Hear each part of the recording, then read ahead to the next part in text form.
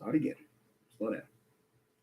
Hello, my name is Richard Epps. I am a student at Athens State University. We're going to have a short video here today that's going to discuss constructivism. We're going to look at defining constructivism, looking at some of the leading theorists behind constructivism, look at some of the different types of constructivism. We're also going to talk about the power model and give examples of the power model how it relates to constructivism. So let's begin. When we talk about constructivism, we're talking about a learning theory that actually states that the best way to learn is through hands-on experimentation and reflection. The constructivist theory is one that concentrates on students forming their own ideas and concepts through student-centered and a learning environment. The constructivism approach is an approach where people actively construct or make their own knowledge and as determined by the experiences of the learner. So here, the constructivism approach basically says that information from textbooks or whatever other sources is just that information. It does not become knowledge until some type of mental process or a mental conversion or building, or for lack of a better term, construction of knowledge based on that student's perception and interactions. So let's look at some of the leading theorists behind the, constructivism. So when we talk about leading theorists, we're looking at folks such as Jean Piaget, who actually came up with the theory of cognitive constructivism. We're looking at Leah Vygotsky, who actually proposed the theory of social constructivism. And lastly, looking at Ernst von Glasersfeld, who actually came up with the theory of radical constructivism. So as we kind of go through this process, we learned that all three of these theories are somewhat intertwined. And the first, that being the cognitive constructivism, the work of, again, Jean Piaget, is pretty much the basis of the subsequent other forms of constructivism. So Jean Piaget's theory of cognitive constructivism really focuses on that mental conversion that we talked about. The process of the student actually taking that information in and converting that information into knowledge. Now, Jean Piaget submits that this is a mental process, and that conversion is actually limited by the mental ability of the learner. It kind of makes sense when you think about it that way. So if I'm talking about the mental capacity of a learner, we would actually submit that we would not try to teach a 3-year-old algebra because they don't have the mental capacity to understand the information and be able to actually convert that information into knowledge. They're simply not there yet. As that student gets older and develops and matures and later on down the road, then they can actually understand that and make that mental conversion. So the whole basis of Piaget's theory is that it is a mental process, but again, it's limited by the cognitive and mental ability of the learner. And as I said, Jean Piaget's theory is actually the basis of, can be seen as the basis of the subsequent theories we'll talk about. So this brings us to the theory of social constructivism, and which is the theory, again, of Lev Vygotsky. Now, Lev Vygotsky's theory says that it does acknowledge that it is a mental process, but his theory suggests that that mental process is actually influenced by the social interactions of the learner. Those social interactions include interaction with the teachers, fellow students, administrators, anyone in that learning environment, but it's not only limited to the learning environment. His theory goes on to say any interactions can affect the way the student actually perceives information and actually perceives their world. So when we're talking about that, we're talking about friends, family, external to the classroom. Just think about, the interactions that the student actually sees or actually views when they watch movies, video games, and those kind of things. If you look at the socialist, the constructivism the theory of social constructivism from this viewpoint, all of these things have an effect on the way the student actually views that information. And then, so again, those things will impact that way that the student actually views that information and converts that information to knowledge. Lastly, this brings us to the final theory of radical constructivism, again, which actually was proposed by Ernst von Glezensfeld. And I know I'm butchering that name, and I do apologize. But von Glezensfeld's theory specifically says that while the mental process of conversion of information to knowledge is an active learning process, it is still subjective to the students or the learner's view of the information and the world in which they live. It's kind of important here. So he's saying that subjectivity affects the way that student learns. If you notice, each one of these theories do not contradict the other. It's actually you probably can look at these as an extension of the previous ones. So when I'm thinking about the social constructivism, I would think of an example such as a student who's actually told to imagine a large boat. Now, this student has never ever seen a boat before. Only thing they've seen is pictures of tugboats, or maybe have seen small little boats or whatever. But the concept of a large boat to a student who has never seen the boat is kind of hard for them to imagine. So take that same student and actually take that student to a body of water, and you actually see a small tugboat, and then you see a ship, a cruise ship or whatever, and then finally an aircraft carrier. Then that student has a better context to actually be in. So when we say imagine a large boat, they can actually put that into context. And again, we're talking about subjectivity here. When we're looking at, let's say for instance, that student who actually, we don't do the actual experiment of taking them to water. Let's say we just talk to them and relate that a large boat to something the size they know. So we say a tugboat would be the size of your home, and the student can actually make that correlation. A cruise ship will be the size of 2 blocks that you live on your street itself. Okay, they can actually make that mentally, and a aircraft carrier would be the size of 6 city blocks. Okay, so now that student can make that correlation or whatever.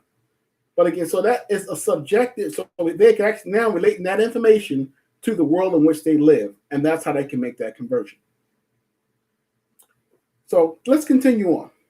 So as we talk about these things, we also want to talk about the learning environments themselves, okay? We're going to actually talk about the curriculum, the students and how they're viewed, and we also want to talk about the roles of the teachers. So I want to do a side-by-side comparison here. So let's talk about this. In the traditional classroom versus the constructivist classroom. So the traditional classroom, the teacher is actually seen as performing in a more of a didactic manner, disseminating information part to whole. So the students pretty much, it's a building process and emphasizing on basic skills. So they're teaching in what is called a bottom-up manner. Conversely, in a constructivist classroom, the teacher is interactive and mediating the actual environment and pretty much, allowing the student to learn through self-discovery and experimentation. So when they put out information, it's more whole to part. So now we teach it from top down. And so in this example, the teacher's actually focusing on the large concepts. Okay, so now let's look at the students. In that traditional classroom, that student is seen as a blank slate, waiting to be filled with knowledge from the teacher. Blank slate or empty vessel, waiting for that teacher to fill them with knowledge. Then that classroom actually kind of follows a strict curriculum. On the other side, if you look at the constructivist classroom, the student is actually seen as a thinker and comes to the actual learning environment with already past knowledge and experience, and they're simply going to add what is actually presented to them in that classroom to that knowledge and experience through experimentation, so that they actually can build upon the knowledge base they already have. A little bit different way of thinking. So when we look at the actual curriculum, and as I said before, in that traditional classroom, it is a rigid curriculum, and the entire class pretty much moves along at the same pace. So let's say, for instance, a block of instruction, we're going to teach this particular block of instruction. Everyone will actually do the same exercises, and they're going to move along at the same pace. And at the end of that block of instruction, then we'll move to another block. In the constructivist classroom, it actually focuses on the student actually forming their own ideas and concepts. And a lot of times, the student actually may move at different paces as they kind of grasp the material. Because, and as we've learned from our reading, students will grasp materials at different rates. But in the constructivist classroom, the students are allowed to draw their own ideas and conclusions and actually kind of mentally build those concepts for themselves. And this is where that hands-on experimentation and reflection comes from. And we're going to talk about the process a little bit more in detail a little bit later. So when we're talking about assessments, in the traditional classroom, assessments are apart from the actual instruction. So as we talked about before, the students as a group, as a whole, go through that block of instruction. And at the end of that block of instruction, they are assessed. They take some type of written test or something like that to determine what information they know. On the other side of the coin, in the constructivist classroom, again, our students are working in groups, sometimes small groups. And as we said, they're actually going to kind of go through and do some discovery learning, experimentation, and things like that. And this environment, the actual assessments are a part of the curriculum, and the actual teacher assesses the students as they apply the concepts that they've already learned. In addition, the teacher can actually use some type of questioning techniques, such as Socratic questioning, to find out and to dig a little bit deeper or whatever. So it's just a different method of assessment itself. So I do want to put out a disclaimer that not one is not better than the other. I'm just explaining these are the two comparisons based on the readings that we've had. Okay, so let's look at the PAR model itself. Okay, that's the next portion we're going to talk about. What is the PAR model? And so it's a model of education that was actually developed by educator and author Geoff Petty. So Geoff Petty actually talks about this in his work, Teaching Today. And this work basically it lays out a pretty simple and straightforward model. And the model consists of 3 portions. The first part of it is actually is where the actual teacher will simply present the material. So in the present phase of our PAR model, it takes about 35% of the instructional time. So in this phase, the actual teacher actually presents concepts and new information to the students, and skills, and it kind of explains things to the students at that point. And again, this is about 35% of the instructional time. Then we move to what PAR deemed the apply phase. In the apply phase, this is where most of the instructional time will actually be spent. This is 60% of the instructional time. So in the apply phase, this is when the student actually learns, as we talked about before, through exploration, hands-on exploration and reflection. They actually get to apply or use the concepts that were talked about in the present phase. So here, what's key is that in this phase, this is when the students can kind of correct or identify those errors or misconceptions that they may have actually drawn just by being presented the material. They can actually kind of prove some of the information that was actually presented to them using us hands-on experimentation or whatever. Perfect example: what temperature does water freeze at? And we can pretty much tell a student it freezes at 32 degrees. However, when the student actually goes through experimentation and actually applies that and actually watches that thermometer change or whatever, and watch when the actual water crystals start to form at 32 degrees, then they understand a little bit better how that actually works. And it actually makes a more indelible impression there. So moving from the apply phase, the last phase in the PAR model is going to be the review phase. So in the review phase, the actual student and teacher then kind of reviews the lessons itself. And this is, again, the last 5% of the instructional time. Key points are confirmed at this point and emphasized, and then the actual student now can actually make that mental link or connection, or again, as we're saying, that construction of knowledge. So the information was presented, then the student was allowed to actually prove or actually experiment with the information, and then lastly, the student was able to now review or reflect on all information, whatever. And that makes that mental link from information to knowledge. Lastly, I want to kind of give a scenario of the PAR model in relation to the constructivist assignment. So in the class, we recently finished the flip model of the classroom. So I want to use the flip model in this example. So let's say, for an example, a teacher decides to use the water freeze experiment. In the water freeze experiment example, the teacher will kind of pose a question: does warm water freeze faster than cold water? Okay, so the students would then, in the present phase, again, because we're using the flip model, this is on their self-time or free time, whatever, either at home or it may be a certain block of time in the classroom. Is pretty much self-discovery time,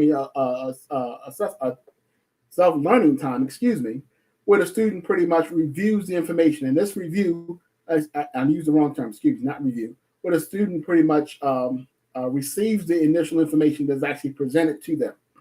So the student actually receives information in a number of ways. It could be presented by video, textbook reading, websites, whatever method, even audio cassette to whatever methods, the initial information or the foundational information is presented to the students.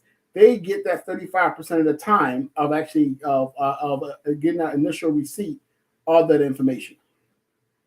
So now the student comes to the active portion of the learning process. And again, as we know, we call this the applied portion, which is going to be the 60% of the time. So the student comes to the classroom and the teacher actually does a quick review of some of the features that was actually in the present phase of itself. And then ask the students, so how can we prove this?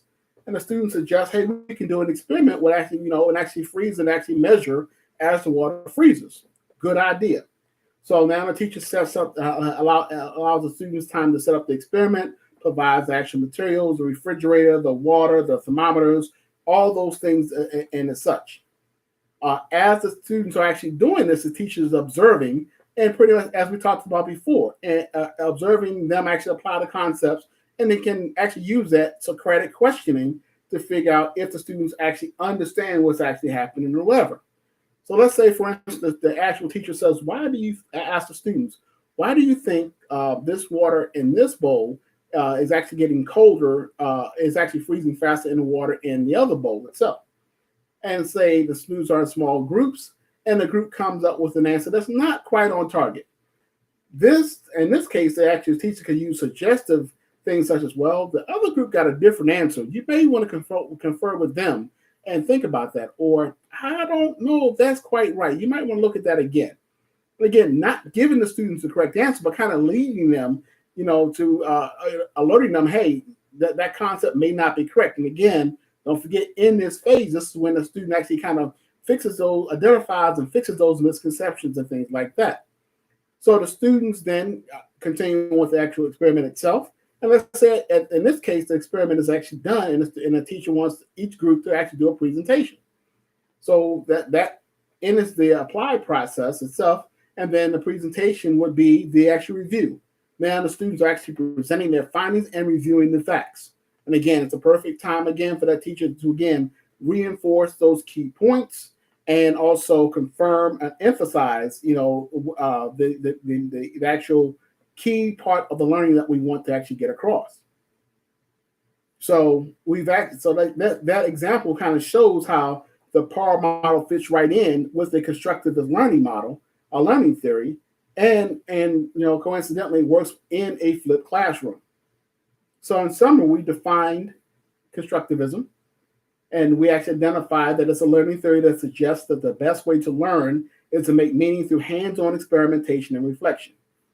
We talked about some of the leading theories and the different types of constructivism, that being our Jean Piaget's cognitive constructionist theory, Lev Vygotsky's theory of social constructivism, and finally, Ernst von Glasselfeld's theory of the radical constructivism.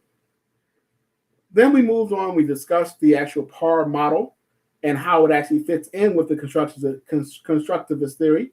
And then lastly, we gave an example of how the PAR model works with constructivism. So I hope you got something out of this video. Thank you for your time.